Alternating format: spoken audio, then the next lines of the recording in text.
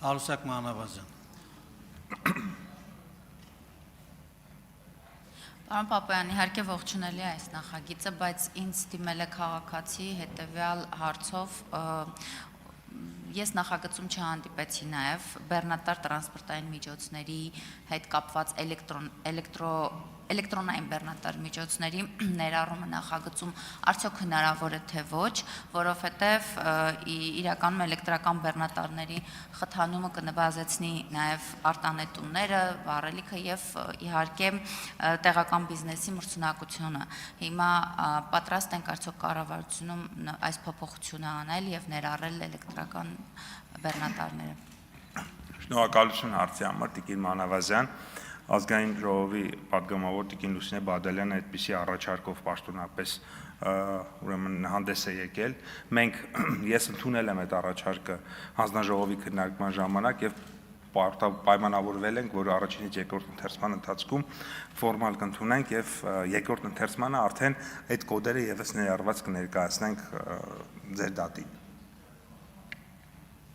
Ունեք արձագանք, համեց։ Եվ մեկ մտահոգություն, որ ինձ դիմել են նորից այս հարցով, եթե օրինակ 23 թվականի դեկտեմբերի արտադրությանը մեքենան միևնույն է չի մտնում այս նախագծով, ճիշտ եմ չհասկացա։ Այս պահի ձևակերպմամբ հենց այդպես ենք ձևակերպել, որովհետև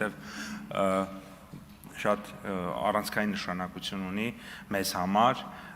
այն հանգամանք, այսինքն տարեթիվը ինքը կարելի է, չգիտեմ, քննարկել, բայց շատ կարևոր նշանակություն ունի այն հանգամանքը, որ մեր երկիրը չդառնա այնպիսի մի միջավայր, որտեղ 3 տարի հետո այդ մեքենաների մարտկոցները չիմանանք ինչ անենք։ Իսկ նախորդ կարգավորումներով ցավոք սրտի վիճակագրությունը մեզ ցույց է տվել, որ շատ են գալիս օրինակ 17, 18, 19 թվականների մեքենաներ, որոնք 2, 3, 4 տարի հետո ամենայն հավանականությամբ, այսինքն գործարանը ասում է, որ 10 տարի օրինակ հետո ինքը կարող է արդեն այդ խնդիրը ունենալ։ Հիմա եթե 8 անցել է, գործարանն էլ ասում է 2 տարի հետո այդ խնդիրը կարող է ունենալ։ Ես կարծում եմ, որ այդպիսի մեքենաներ, որոնք որ 2 կամ 3 տարի հետո կարող են այդպիսի խնդիր ունենալ, մենք նպատակադրումը դրա այդքան էլ լավ չի, եթե մենք ազատում ենք ավելացված արժեքի հարկից այդ մեքենաների, սա մեկ, եւ կարճ ուղղակի ամփոփեմ,